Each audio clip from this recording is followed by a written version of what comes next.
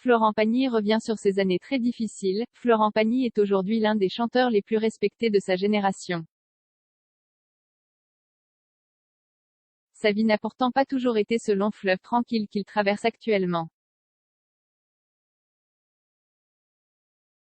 Lui qui avait été en proie à de nombreuses difficultés au cours de son adolescence. Né le 6 novembre 1961 à Chalon-sur-Saône, Florent Pagny avait déposé ses valises à Paris à l'âge de 15 ans. Une adolescence mouvementée dont le papa d'Aël se souviendra longtemps, comme en témoignent ses dernières révélations.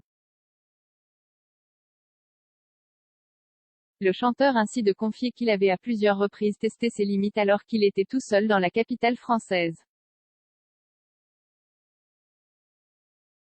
À la fois turbulent et hyperactif, il aurait commis de nombreux petits délits.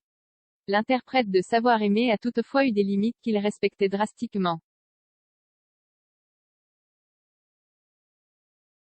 Justement afin d'éviter de trahir la confiance que ses parents avaient en lui et qui les avait amenés à accepter qu'il se rende seul à Paris pour tenter sa chance.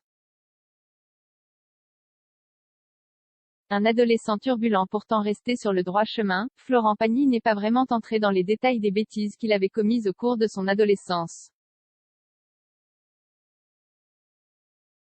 Ces incidents faisaient pour lui partie du passé et à ses yeux, seul le futur comptait. C'est d'ailleurs la raison pour laquelle il avait malgré tout décidé de rester sur le droit chemin. Une manière pour lui de réaliser tous ses rêves et en même temps, de faire en sorte que ses propres enfants ne suivent pas le même chemin. Après la naissance de ces derniers, il est devenu un papa protecteur qui aurait eu énormément de mal à les laisser partir. Un départ pourtant nécessaire dans la mesure où c'était pour qu'ils poursuivent leurs études ailleurs.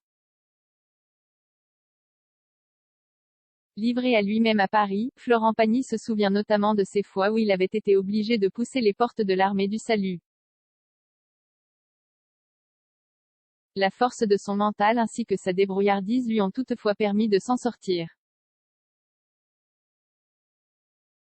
D'où cet artiste reconnu de tous que nous apprécions aujourd'hui. Les valeurs de la vie, le chanteur les a appris sur le tas.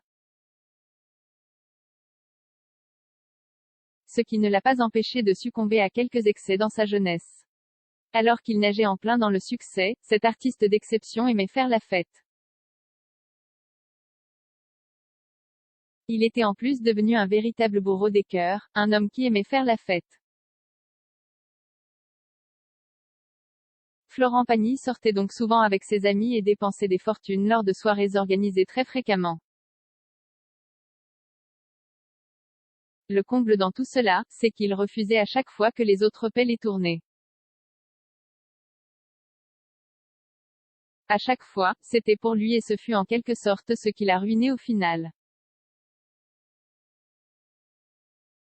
Heureusement qu'il a fait la rencontre de son épouse qui avait énormément contribué dans sa reconstruction.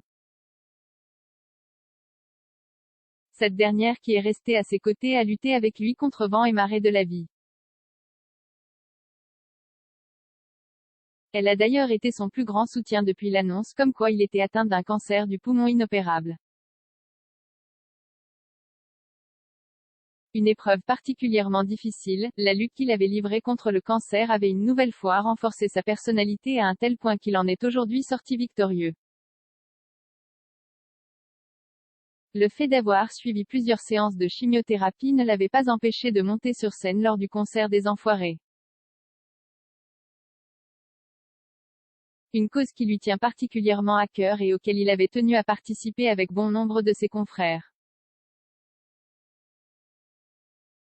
Il est également apparu à l'écran lors des directs de The Voice où on ne l'attendait pas forcément.